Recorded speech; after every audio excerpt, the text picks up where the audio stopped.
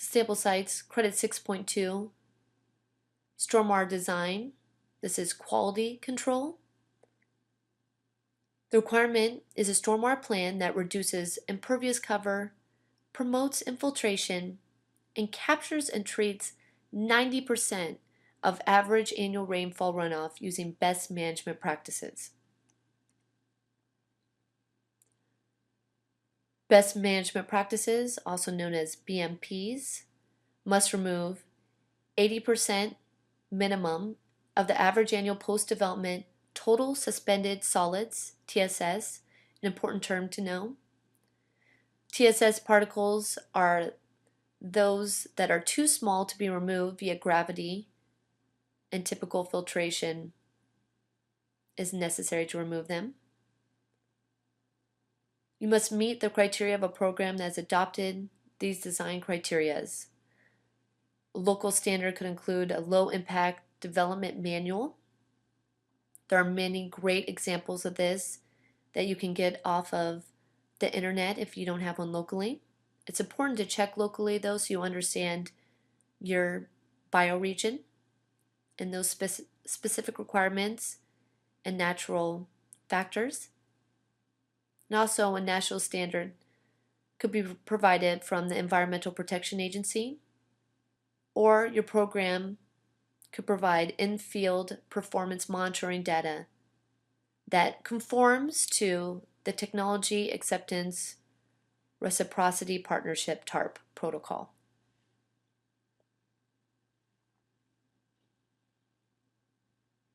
The calculations required is that water infiltrate on site is assumed to be 100% treated for the purpose of this credit. So if water is 100% infiltrated on site, then both quantity and quality requirements for stormwater management are met. Otherwise, the calculations must show 90% of the average annual rainfall is equivalent to treating the runoff from the amounts listed based on your watershed zone. For humid, which is 40 plus inches of annual rainfall, the rainfall per 24 hours is 1 inch. That must be managed. Semi-arid is 20 to 40 inches, which is 0.75 inches rainfall per 24 hours. And for arid watershed zones, the annual rainfall is less than 20 inches, and the rainfall per 24 hours is 0.5 inches. For the submittal, you must provide a list of best management practices, BMPs, including a description of the function and pollutant removal of each BMP and the percent annual rainfall treated. Here are some examples of stormwater best management practices from the Stormwater Best Management Practice Design Guide Volume 2, Vegetative Biofilters by Michael Clare. It's a bioretention application on a new parking lot and a grass swale with check dams.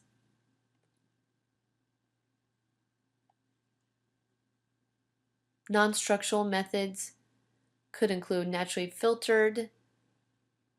Non-structural strategies naturally filter into soil and vegetation. The pollutants are broken down by microorganisms in the soil and plants. It's cheaper and it recharges groundwater supplies. Examples include rain gardens, vegetated swales or bioswales, pervious pavement, or even porous asphalt. Here you see Queens Botanical Garden. Structural strategies include cisterns for rainwater harvesting and reuse, manhole treatment devices, or ponds. For existing sites with greater than 50% imperviousness, structural techniques may include restoration and repair of deteriorated storm sewers or separation of combined sewers. This was an example from Portland that I was referencing before in the combined sewer overflowing into the rivers. This is being rectified right now with a larger pipe, but it's going to take smaller developments doing on-site infiltration to help this new structural technique be effective. So looking at both structural and non-structural is important in holistic design of your property and also cities as a whole. Portland is a good example of making positive strides forward, but it took long-term, long-range planning, which is the root of sustainable development. Here's more examples of non-structural methods. This is a bioretention area in an apartment courtyard in Portland, Oregon. And this other image shows a cross-section of bioretention cell with no underdrain. The drainage requirements can vary. In this case, there's just a filter strip and a retention and filtration zone. The planting soil placed in the cell or swale is highly permeable and high in organic matter. This could include loamy sand and typically a surface mulch layer. Porous pavement typically includes an underlayer of uncompacted subgrade that has at least 40% void space so the water can filter through. And in this case, because it's usually heavily trafficked areas with more contaminants, you want a filter fabric line in the subsurface bed. Examples of permeable paving alternatives include Eco-One concrete pavers that have wide joints filled with uniform size aggregate to provide free drainage into the crushed stone reservoir and subsoil below, and a grass paved system as cited before. This grass paved system has a grid of recycled HDPE plastic geocells. So this has a synergy with the material and resource section of the LEED rating system for recycled content. So those geocells are then filled with porous soil and planted with turf. The system can carry vehicle loads while providing soil compaction. It is recommended that this is used in parking areas with only intermittent usage because the grass needs sunlight to remain healthy. Wet detention ponds naturally treat stormwater through physical, biological, and chemical processes because it's there a longer period of time.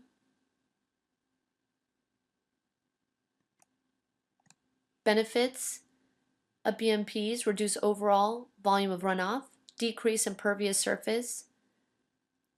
The vegetated swales and rainwater harvesting systems can also reduce the need for landscape irrigation. Therefore, there are synergies with SS Cred 6.1, stormwater design, site development, open space and restoring natural habitat, heat island reduction, and water efficient landscaping, since it could provide non-potable water such as from rainwater harvesting. Here's an example of integrated design. Eco roofs helping with evapotranspiration. Downspout then brings the stormwater down to a bioswale. And then the parking lot has permeable asphalt. None of these measures could have worked in isolation to handle the stormwater quantities necessary. It took the holistic design of these measures working together to truly reduce the stormwater, both the quantity and actually the quality as well, before it goes into the municipal system. This potentially could have provided 100% on-site infiltration as well, which means stormwater quantity and quality requirements are met. Those synergies can be a big cost saver on a LEED project. SS Credit 7.1 and 7.2 have to do with heat island effect.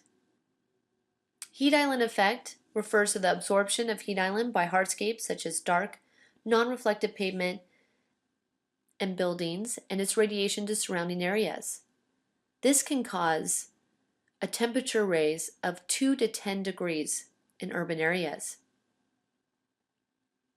LEED version 4, draft 4, combines non-roof and roof measures as updated solar reflectance index requirements, change paving requirements to just solar reflectance, an easier metric for paving, and includes 3-year age SRI and SR values. This is an important credit due to the fact that according to the Department of Energy's Lawrence Berkeley National Laboratory, the annual energy savings potential of heat island reduction measures studied in the metropolitan areas of Sacramento, Baton Rouge, and Salt Lake City range from $4 million to $15 million. This is because the higher temperatures from heat island effect can result in increased cooling loads in the summer, requiring larger heating, ventilating, and air conditioning equipment, and greater electricity consumption, both of which generate greenhouse gas and pollution problems. As a result, the energy used to cool a building represents a substantial portion of the operating budget over its lifetime, and this can be a cost saver. It's important to know the terminology for the heat island credits. Solar reflectance is synonymous with albedo. It's the measure of the ability of a surface material to reflect sunlight. It's measured from black 0 being the worst to white 1. Solar reflectance index, SRI, is what you want to check for your roofing materials. It's the material's ability to reject solar heat, shown by small temperature rises. The factors include emissivity and reflectance. And it ranges from black being the worst at 0 through white being the best at 100. The higher the SRI value, the better it is for heat island reduction. Concrete can also meet these requirements, especially new white concrete, but also just a weathered gray concrete. Speaking of concrete, there's a synergy with material and resource credits recycled content. If you include slag in the concrete, this can count as pre-consumer recycled content and actually lighten the color of the concrete as well, which helps to reduce heat island effect. Slag is a byproduct of iron blast furnaces and is an inexpensive light cement.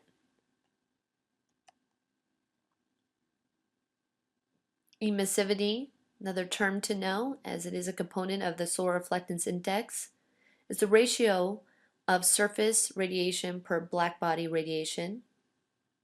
It's emitted at the same temperature, and there's an interesting rule of 0.9. Most materials have an emissivity of 0.9. An example of this not being the case for material is something like really reflective aluminum. Requirements for sustainable sites credit 7.1 heat island effect non-roof. Option 1 is to provide any of the following for 50% of the hardscape. Shade within 5 years of occupancy. This could be provided through shade from solar panels, which was new to LEED version 3.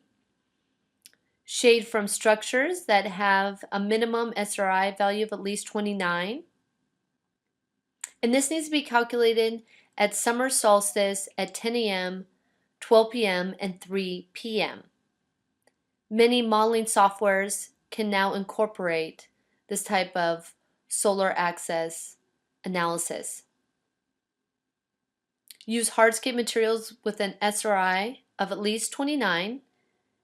In LEED version 4, the proposed SRI minimum is 39. Open grid pavement system is also an alternative. Option 2, place a minimum of 50% of parking spaces under cover. In this case, the roof cover would have to be a minimum SRI 29 as well, or be a vegetated roof, or covered by solar panels.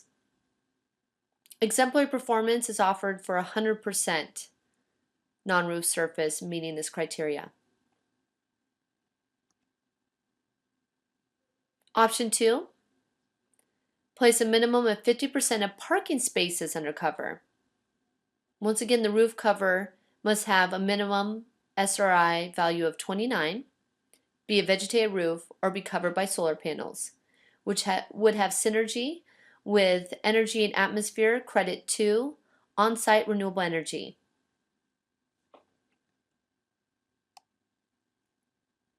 Here's an innovative example of keeping your car under cover.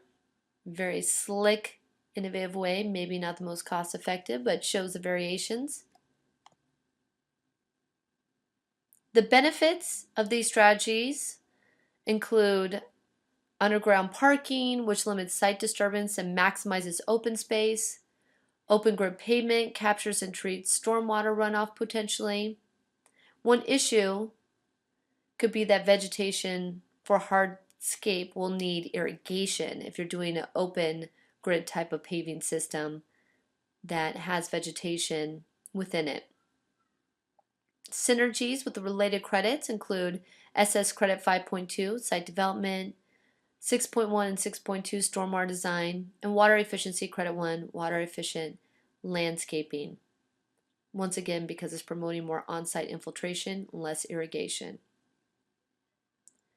An additional trade-off to consider is speccing a material that has too high of solar reflectance, and that can create glare. I've seen this on sites where they chose a really white pavement and on a sunny day it's hard to see, where a slightly gray concrete would have met the requirements and achieved the goal. And this depends on your climate as well, how much heat island has an effect on your site and how you should mitigate it. Implementation. This is during a construction submittal. You want to provide site drawings with locations of venues, total site area, hardscape areas, identify solar reflectance index, so make sure that the vendors, subcontractors are supplying the SRI value with your materials. There are default values in the reference manual. Also, there are microsurface and coatings over asphalt pavement that can be used to meet the SRI value. And projects with weathered gray concrete could potentially meet the SRI value requirement. One recommendation for this is to sufficiently clean and lighten it through just your operations and maintenance. So the calculation includes a sum of the qualifying area, represented as Q, and it's a summation of the sum of effective shaded coverage at 10 a.m., noon, and 3 p.m., represented by S, surface shaded by solar panels, which is E, surface shaded by structure that have an SRI of at least 29, which is A, sum of all hardscape with an SRI of at least 29 equals R, and the sum of open grid paving, which is 50% pervious, is the O. So equation 2 shows if it qualifies for the minimum 50%, and then you know if you're compliant if it's over the 50%. Note each surface should be counted only once. For example, a 10 square foot area that is 50% pervious that has an SRI of 30 and is shaded by a tree only contributes that 10 square feet of total area. Option 2 is determine total number of parking spaces and then determine the number of parking spaces under cover, underground, or under deck, roof, or the building, and if it is over 50% of the total parking. 3, the number of parking spaces documented need to be consistent with SS Credit 4.4, alternative transportation parking capacity. And this is something Lead Online through Adobe Lifecycle calculations will help you stay consistent because they'll auto-populate some of these type of calculations for parking, square footage, FTE, and so on. So make sure in your design development you're consistent as well so you don't get surprises when you start to fill out those lead letter templates. Sustainable Sites Credit 7.2 is heat island effect pertaining to roofs? Is 1 point available for new construction schools and core and shell? Option 1 is 75% of the roof area must meet the following solar reflectance index SRI criteria. It depends on the slope of your roof. Low slope, less than a 2:12 ratio, has a minimum SRI of at least 78, where steep slope, greater than a 2:12, has to have a minimum SRI of a minimum of 29. And the reason for that is that the solar rays more directly hit a low slope roof opposed to steep slope. Option 2, 50% of the roof must be vegetated. Option 3, roof area must be reflective and vegetated so that the SRI roof area over 0.75 plus vegetated roof area over 0.5 is greater than or equal to the total roof area. So that is combining the first two options. Exemplary performance is given for 100% green roof. And that percentage is excluding mechanical equipment, PV panels, and skylights. In LEED version 4, proposed in draft 4, the minimum SR values increase from 78 to 82, 64 after 3 years of aging, which is a new additional criteria, and also increase from 29 to a steep slope roof to 39 or 32 after 3 years. During pre-construction, you want to review roofing materials and what those SRI values are. Make sure that the subcontractor or vendor is supplying that information from the manufacturer. You need to provide roof drawings, total specific areas, and SRI values associated to each area. And that will be needed to complete the LEED Online letter template. Regional variations are important to consider. Buildings in very cold climates or at high altitudes or latitudes may not experience the same rise of surface and ambient temperatures. Buildings in urban areas and those located in climate zones 1, 2, and 3, defined by ASHRAE 90.1, are most affected by heat island and benefit from measures to reduce cooling load.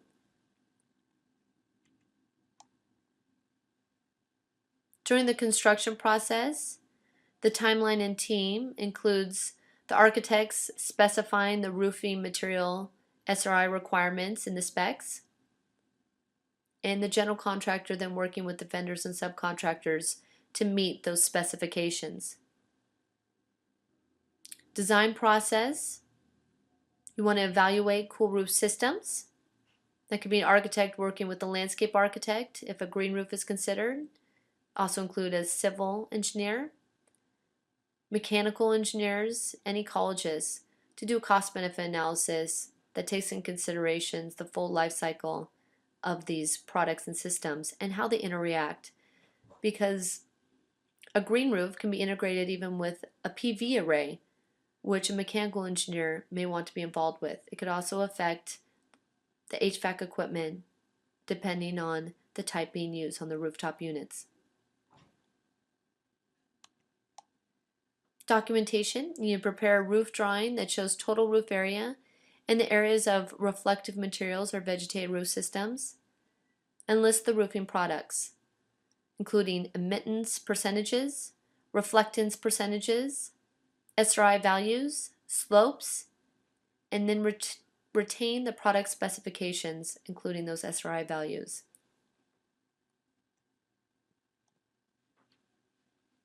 The benefits for vegetated roofs and roof surfaces with a high SRI can reduce costs associated with HVAC.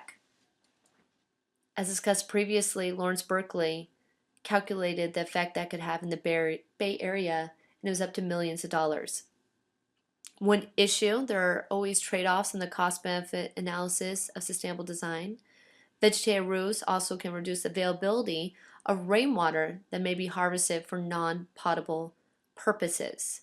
So you have to do water balance calculations. And that can also depend on the soil depth of that green roof.